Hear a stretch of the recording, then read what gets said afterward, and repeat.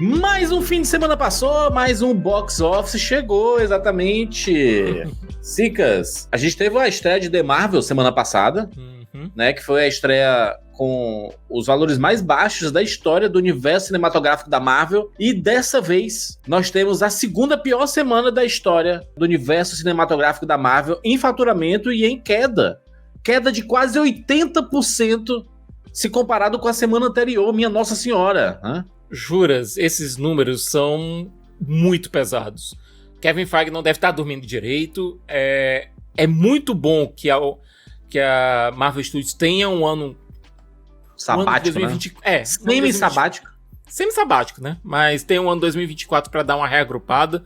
O único filme que eles vão ter, que é o Deadpool 3, é um filme que é basicamente um sucesso garantido.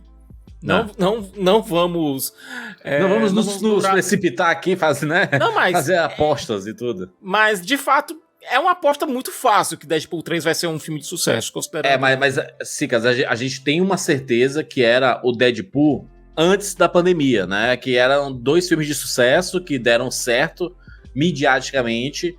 E dessa vez... a gente espera que vá acontecer esse sucesso. Jurandir, é Deadpool com Wolverine, bicho. Tu acha que isso não vai dar certo? Se fosse assim, casar, eu apostaria que vai dar certo. Porém, a gente não tem como garantir mais esses sucessos. Não, o público mudou, sabe? A expectativa sobre os filmes de super-herói são outras, né? A galera tá com outra visão sobre esse universo de heróis. E eu não consigo mais casar a certeza. Até as coisas mudarem ou melhorarem. Nesse caso específico, eu consigo casar certeza por conta da força do Deadpool e por conta da força do Wolverine. Até mesmo porque... Cara, também espero. Eu espero que vai ser um sucesso mesmo. Porque... Mas o caso de The Marvels, bicho, enfim, é inegável. A galera que tava enchendo a boca pra dizer que Shazam foi um fracasso, pra dizer que Besouro Azul foi um fracasso, pra dizer que The Flash foi um fracasso. Não. Bicho, não dá pra tapar o sol com a peneira agora. The Marvels é um fracasso. E outra, né? Pode ser que seja o maior fracasso do cinema de super-herói de 2023. Pode ser que ele fature até menos do que o próprio Flash, né? Juras. Eu tô falando de proporcionalidades entre orçamento e faturamento, né? Porque, tipo... O Besouro Azul, ele faturou 100 e poucos milhões, né? O The Marvels, por exemplo, já passou o Besouro Azul. Só que é um filme que custou menos da metade do valor do The Marvels, né? E lembrando, e juro, você falou agora da questão da proporcionalidade, e ano passado, a gente teve o fracasso de Morbius. Que também foi um fracasso retumbante. Só que tem um detalhe, a bilheteria dos 2 filmes está muito parecida, inclusive, do The Marvels e do Morbius nesses pontos. Só que o The Marvels custou 270 milhões. Morbius custou 80. Sim, ou seja, tem uma diferença aí de investimento e retorno, né? Inclusive em marketing, né? Que a gente tá falando só de orçamento, mas tem um investimento grande em marketing. A gente vai falar sobre tudo isso e tem um negócio importante que, né, chegou esse fim de semana, o novo Jogos Vorazes, né? E também foi muito abaixo do que se espera de uma franquia como Jogos Vorazes, pelo menos em estreia. Mas isso é um assunto que a gente vai adentrar aqui dentro do box office. Sobe a vinheta aí.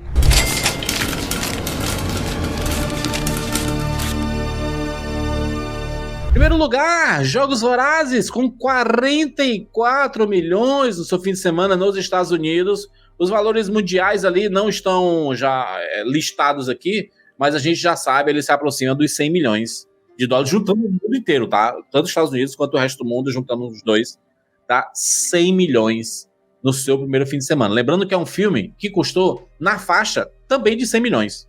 Tá? Ele custou nessa faixa de 100 milhões com diversos descontos. Tem uma coisa que a gente está começando a receber de informação de filmes, Sicas, que custou 100 milhões, mas abateu 20 milhões de não sei o quê, 20 milhões de imposto, conseguiu lá o desconto por ter filmado na cidade tal. Está tendo acesso a esses números totalmente, mas de todo modo, o número passado pra gente, o número que os investidores receberam também, 100 milhões. É o que custou o filme. Exatamente. A franquia Jogos Vorazes, ela tá dormente há quase uma década, Juras. Esse filme ele tem um trabalho... Tanto o livro quanto o filme tiveram o trabalho de reavivar a marca em um momento em que distopias young adults não são mais, assim...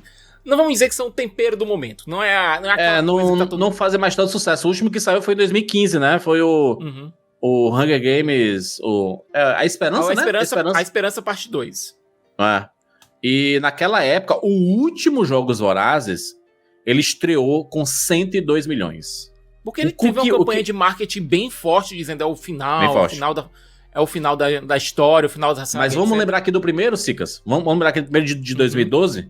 Olha o quanto que abriu o primeiro Jogos Vorazes com 152 milhões, caramba. Né? Olha a abertura do primeiro Jogos Vorazes, que é um filme de orçamento de 78 milhões. Era um filme que tava vindo na onda dos Harry Potters, dos Crepúsculos, ou seja, o período das adaptações Young Adult ali, né, dos livros de fantasia, tava bombando, né? A gente tava meio que no auge, Jogos Vorazes ele veio meio que pra ser assim, Jogos Vorazes vai ser o substituto de Harry Potter. Tipo assim, o Harry Potter acaba e Jogos Vorazes assume com grande pompa, inclusive, porque é excelente os filmes da saga, né? Não, e eu vou dizer uma coisa, Juras. A saga teve 5 filmes até agora, baseados em 4 livros. A gente sabe que o último livro, o A Esperança, ele foi partido em 2 partes. Péssima ideia. Eu acho que todos os filmes são bons. No mínimo. Tem um vídeo aqui no Rapadura com a Fernanda Schmultz e eu falando sobre esse novo filme, que é uma prequel, sobre a cantiga dos pássaros e serpentes. Eu não gosto, aliás, do título nacional. A tradução do balada pra cantiga pode ser até fazer sentido, mas eu acho que o título não sai da boca, sabe? Parece que demora. E tinha até algumas pessoas, quando a gente postou sobre o filme no Twitter, a gente postou sobre o vídeo que fizemos sobre o filme, tinha gente até que não sabia que existia um novo Jogos Vorazes rolando por Exatamente. Eu acho que a campanha de marketing não tá muito boa, ela não tá muito forte, ela não tá conseguindo puxar a galera. Teve muita gente que achou que era o relançamento num filme anterior. Eu acho que essa questão desse subtítulo também não ajuda. Mas os números aqui no Brasil foram bons, os números internacionais do filme foram muito bons. Os números dos Estados Unidos, nem tanto. São números bem mais singelos do que a franquia tá acostumada. Mas como se trata de um filme que tem um orçamento também mais baixo, na casa de 100 milhões, dá pra dizer que eu acho que os investidores não estão soltando fogos com os números, mas também não estão pesarosos com eles. Não estão pesarosos porque eu acho que é uma franquia que tem possibilidade de render posteriormente pós-cinema, né? Vai, venda pra streaming, tudo. Venda pra streaming, home video. Home video, né? Venda de direitos pra TV, tudo isso. Licenciamento também, porque os Jogos Vorazes é uma franquia que vende licenciamento, né? Ela tem produtos, camisetas e etc. Agora tem um porém, Cicas, que tu falou. Muita gente nem sabia que tinha chegado um Jogos Vorazes, porque a campanha de marketing tá muito ruim ultimamente, não só para Jogos Vorazes especificamente, mas pro cinema como um todo. Aparentemente os estúdios estão querendo economizar no marketing, porque é meio que... Sabe aquele do jogar a toalha de saber assim que não vai fazer tanta diferença? As pessoas não vão aos cinemas de toda forma, porque ultimamente não estão indo. As pessoas estão se afastando cada vez mais do cinema, e principalmente de franquias, de sagas young adult, filmes sobre amadurecimento, filmes com uma temática focada para o público jovem. Aparentemente esse público, ele não quer mais ir para o cinema, ele quer assistir coisas no TikTok, em redes sociais, e o cinema tá se afastando muito dessa galera, né? Tanto que... Esperar o filme chegar no stream, alguma coisa do tipo. Os filmes que fazem sucesso hoje em dia, Cicas, normalmente são filmes ou são pro público infantil, tipo criança, que é o caso de Super Mario, né? Ou pegando um público bem mais adulto, né? Que é o caso de Barbie, Oppenheimer, Top Gun, o próprio Velozes e Furiosos, entendeu?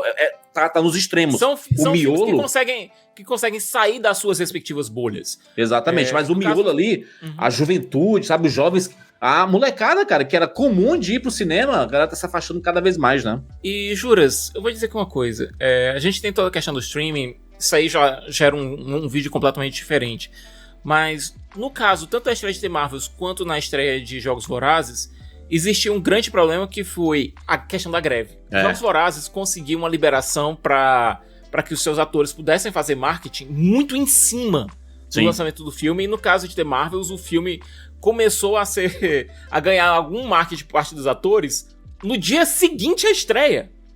aquelas rotinas que a gente acha que não funciona mais, tipo premieres, né? A galera no tapete vermelho. E, cara, isso tudo faz diferença, porque gera material, gera conteúdo, as pessoas postam em redes sociais, há um engajamento grande com a marca, principalmente quando é na véspera da estreia. Eu não gosto muito daquelas premieres, Cicas, que um mês antes da estreia os caras estão fazendo premiere, e aí quando chega perto da estreia, a galera nem lembra mais do filme. Mas é aquela coisa, uns 15 dias antes é bom, por quê? Pra gerar conhecimento de que o filme existe. Isso. Até pro povo se programar, né? Caraca, semana que vem, daqui 10 dias, vai estrear o filme e tal, né?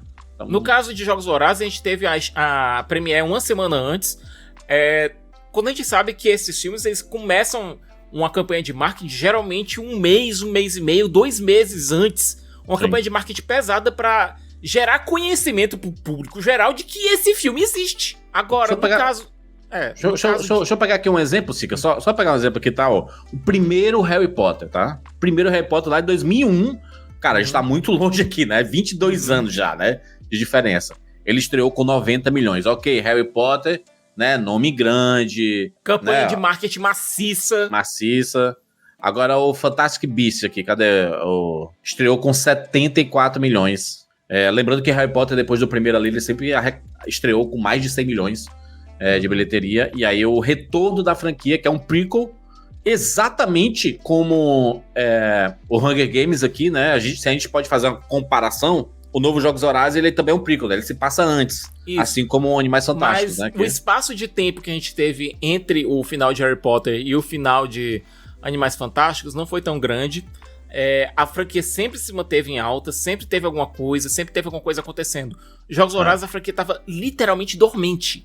De 2015 acabou, né? Acabou tudo, né? Não tem livro, não tem nada, né? Isso, não tinha nada acontecendo até sair o Arca Antiga dos Pássaros e Serpentes. Nada, a franquia tava dormente. A gente teve um espaço de 2 anos e pouco entre o lançamento do livro e o lançamento do filme. As duas, assim que o livro foi anunciado, acho que foi quase imediato que um novo filme também entrou em produção. A Lionsgate, né? A Lionsgate sempre quis uma continuação de Jogos Vorazes, porque, enfim, é uma franquia, né, poderosíssima, né, de bilheteria e de hype também. E aí, quando foi anunciado o livro, antes do lançamento do livro, já estavam falando sobre a feitura do filme, né, então...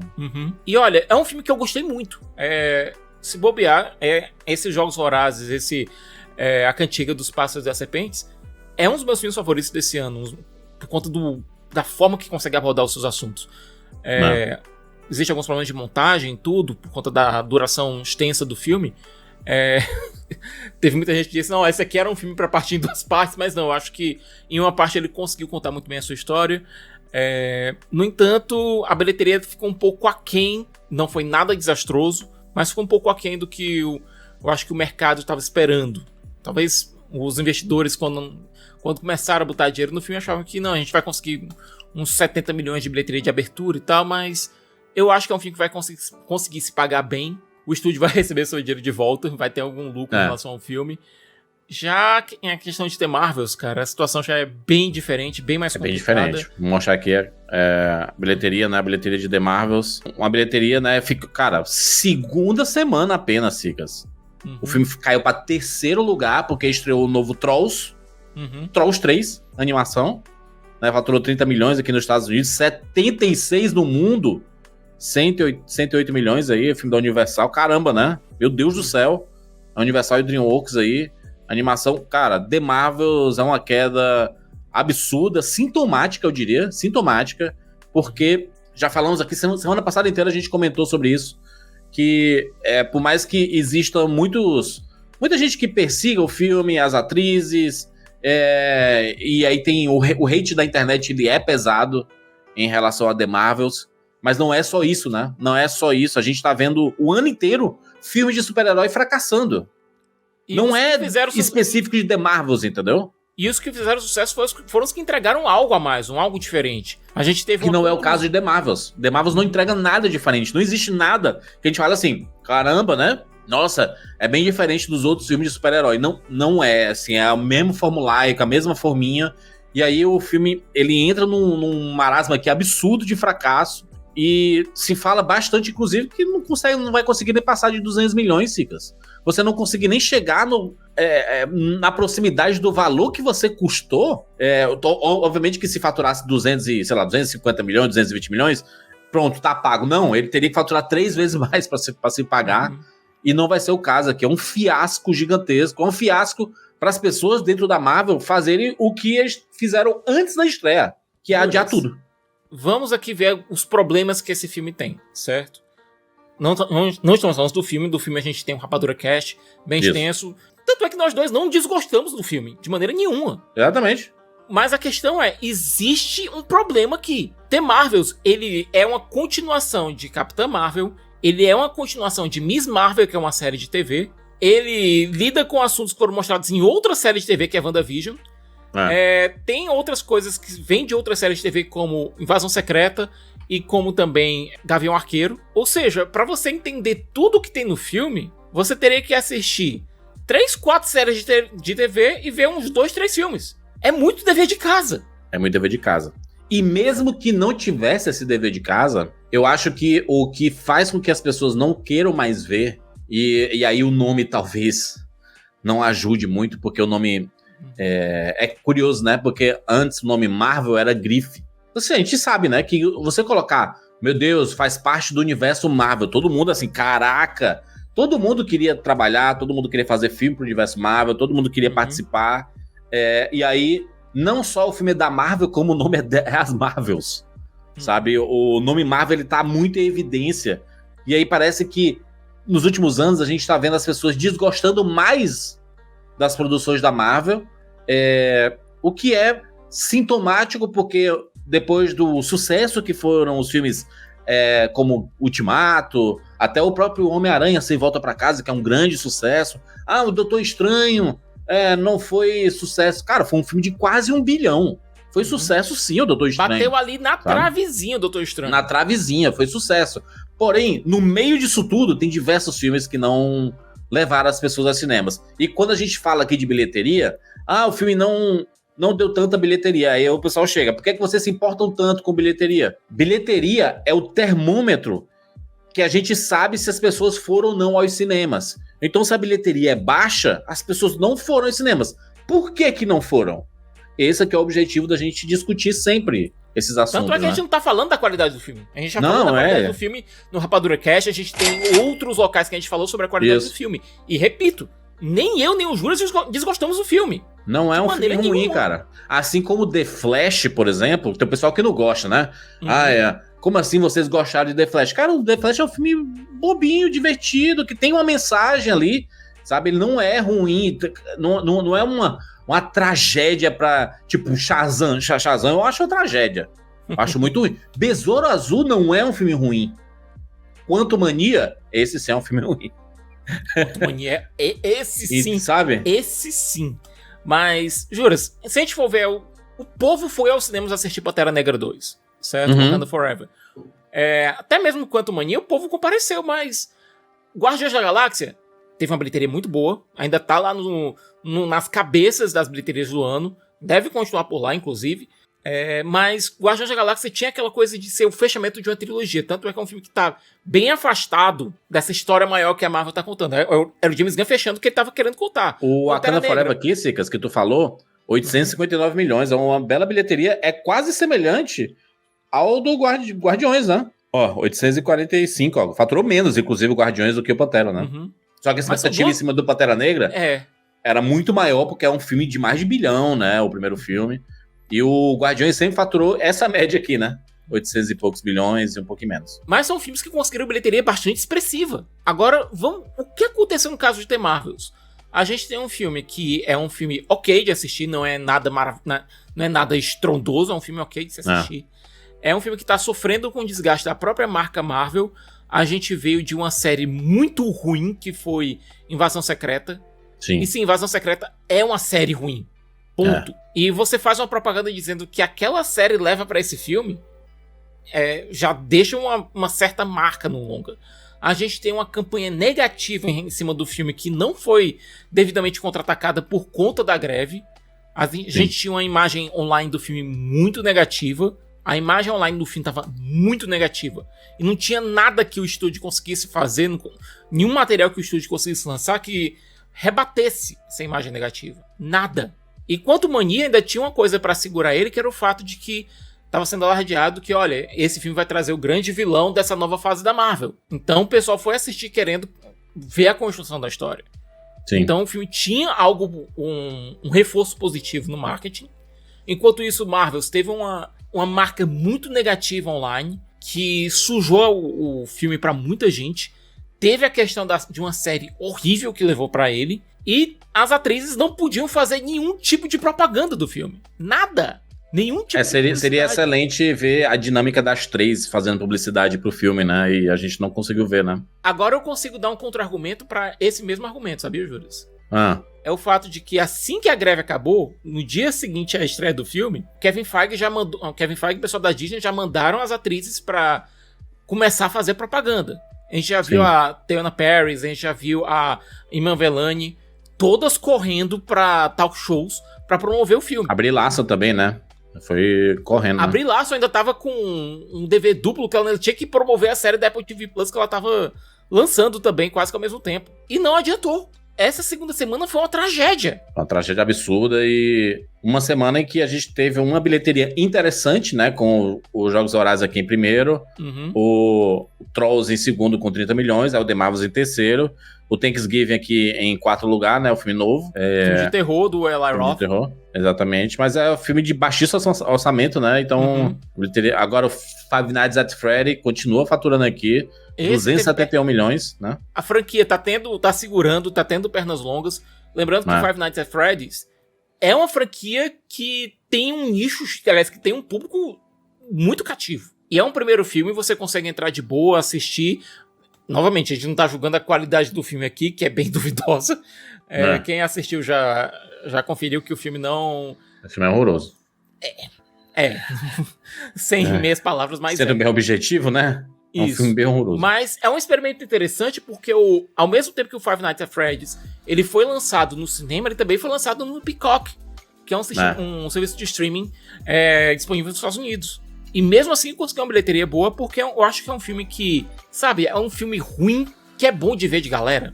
Eu acho que a lição que fica aqui pra esse box office, Cicas, é que ainda que Jogos Vorazes tenha liderado no fim de semana, não dá pra dizer que ele foi um estrondoso sucesso, que é isso, Jogos Vorazes está de volta. Não dá pra dizer isso, tá? Porque a franquia Jogos Vorazes sempre faturou muito mais do que essa daqui faturou.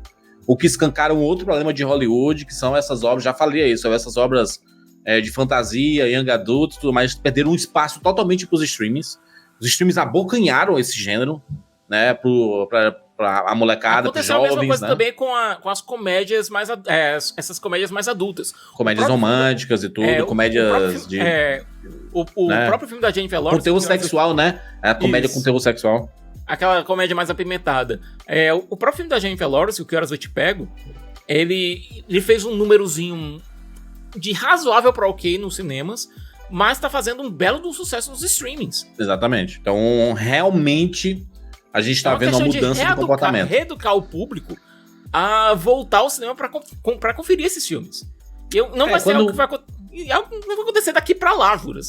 Eu acho que não vai acontecer porque os streamers, eles estão criando demanda dentro das suas plataformas e as pessoas podem ver em casa, sabe? Então, não tem porque as pessoas verem no cinema esse tipo de filme. Aquele negócio aquilo que a gente fala. O cinema é lugar pra todo tipo de filme. Mas o que tá fazendo as pessoas irem ao cinema são os cinemas eventos, né? São os filmes eventos. Esses filmes que você não vai ter a mesma experiência assistindo em casa. E na boa, comédias românticas, dá pra ver em casa de boa, sabe? Não faz diferença. Eu sei que o riso coletivo é legal, sabe? O riso coletivo dentro da sala de cinema é muito legal. O cinema tá muito caro, né, Cicas? O cinema tá muito caro e é difícil a gente... vou ver uma comédiazinha bobinha aqui só pra passar o tempo. Não. Se for só pra passar o tempo, você vem em casa, né, meu irmão? Né? Tem algumas coisas sobre o Top 10 que eu acho que precisa ser falado também. Tu falou a questão dos filmes eventos. O Assassinos da Lua das Flores continua ainda no Top 10, tá em 10º lugar aqui. É a última vez dele no Top 10, né? É a última semana dele no Top 10, provavelmente. Mas é um filme que teve toda a questão das telas IMAX que conseguiram atrair muita gente. É um filme do Scorsese. Aliás, essa semana foi a semana de aniversário do Scorsese. Quem assistiu, então, deu um presente de aniversário pro bom velhinho, né? É uma bilheteria de mundial de 145 bilhões, mas lembrando, esse filme ele nem seria lançado no cinema não fosse a pressão do próprio Scorsese.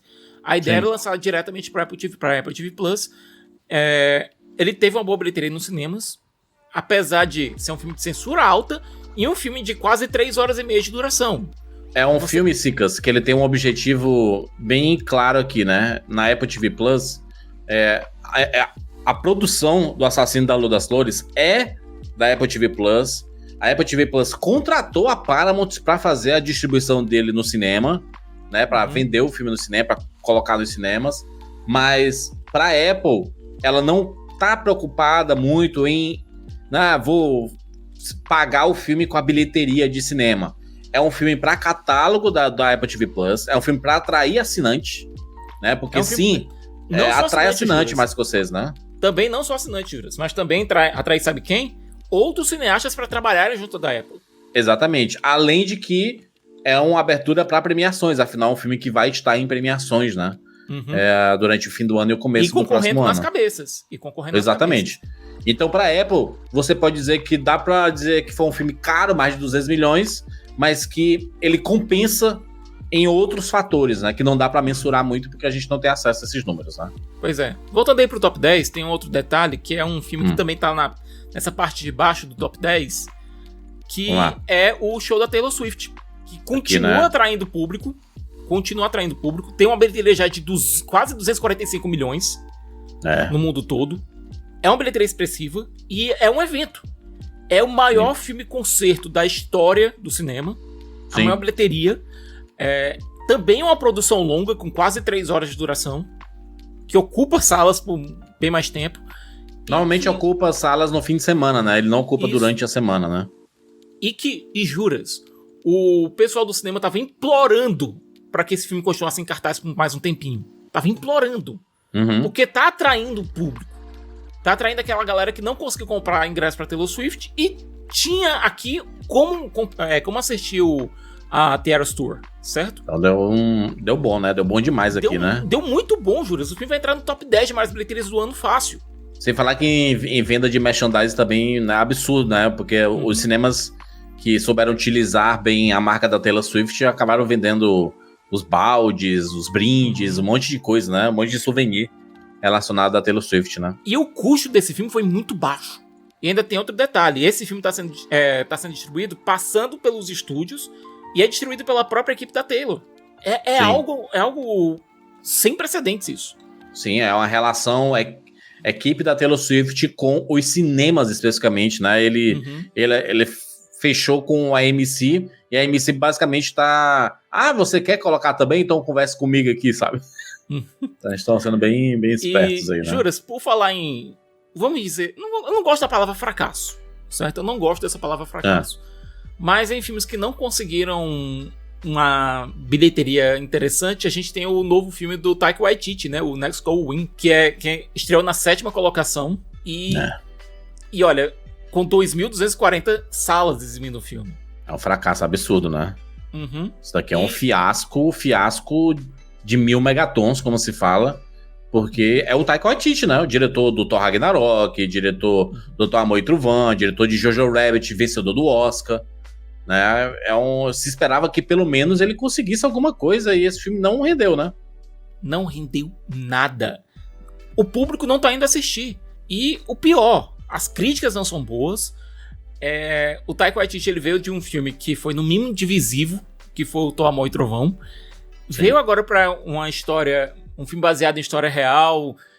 Cara, futebol nos Estados Unidos já é uma história, já é o tipo de história que não rende muito bem. E curiosamente estrelado pelo Michael Fassbender, né? Que tá em outro filme que é o Assassino na Netflix, né? Mas não deu, né? O nome do filme é Quem Fizer Ganha, né? Original dele. Que é a história do time de futebol da Samoa que levou uma surra de 31-0 num jogo. A gente tem um histórico de filmes sobre times que não tem nada a ver com o próprio esporte, tipo o Jamaica Abaixo de Zero, mas que ele tem alguma coisa gostável no filme.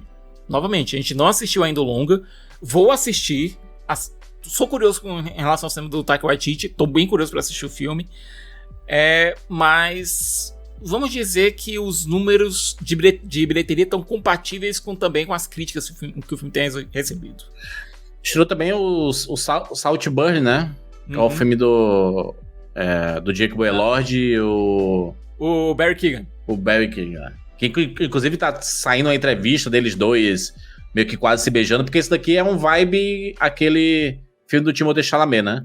Pois, esse aqui é dirigido pela Emerald Fennell, que é uma diretora que tem um trabalho muito forte, que tem trabalhos muito fortes nas costas.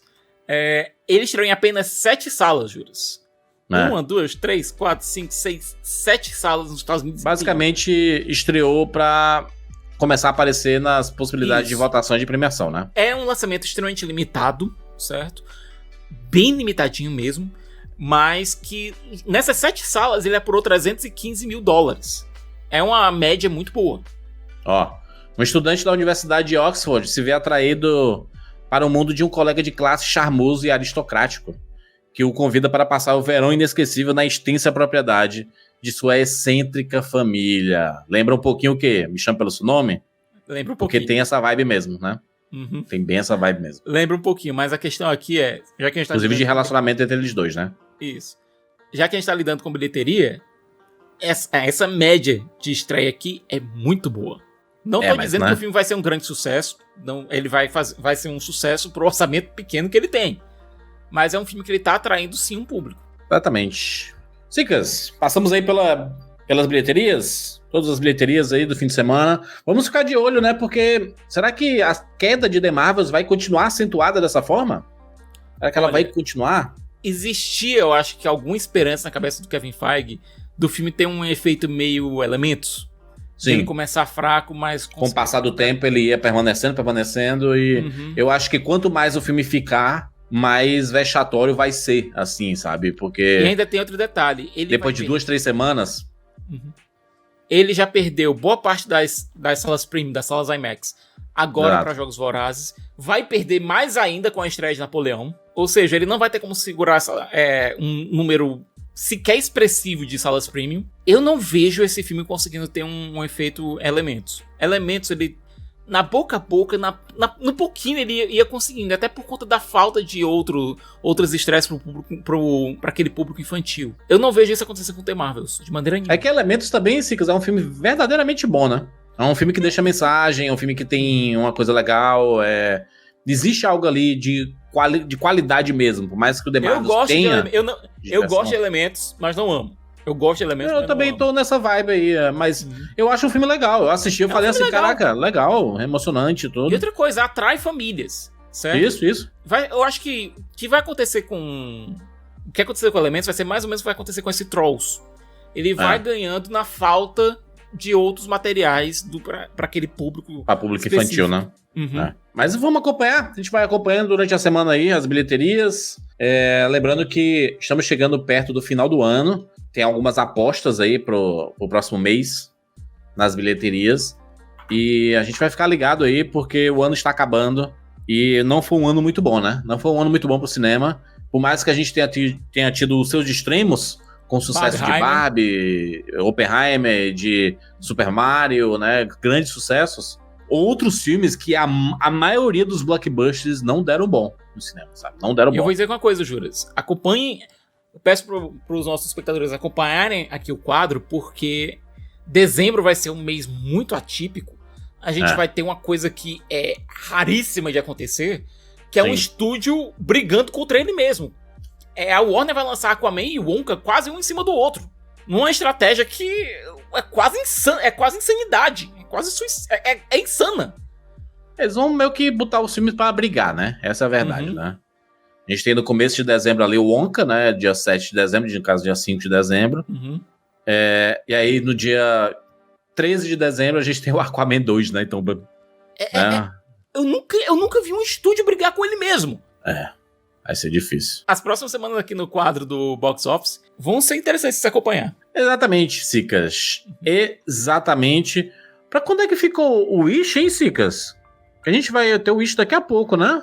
A gente vai ter a estreia de Wish agora essa semana, junto de Napoleão. Vai ser algo bem interessante de acompanhar. Porque a gente já tem esse box office que já tá bem... O próprio bem Saltburn aí, que a gente comentou, ele vai ser vai ter uma estreia maior, ampliado, né? Vai entrar em um circuito mais amplo. A gente vai ter o Saltburn entrando em um circuito mais amplo, a gente vai ter Napoleão chegando e dominando as telas premium. Mas será que o Wish não vai conseguir a primeira posição? Acho que consegue, né? É a grande aposta da Disney na animação do ano. É o filme que vai comemorar os 100 anos da Disney. O Rotten Tomatoes não tá dizendo muito, né? Não tá sendo muito positivo com ele, não, né? Eu não sei porquê, mas eu acho que eu tô vendo uma vantagenzinha pra Trolls aí, viu? Será, hein? Na segunda semana?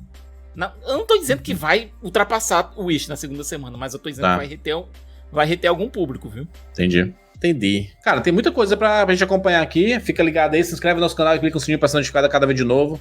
Sempre que tiver novidade aqui, você vai receber no seu celular. Aproveita pra deixar seu comentário. Você acha que The Marvels vai chegar até quanto aí? Será que ele chega pelo menos a 200 milhões?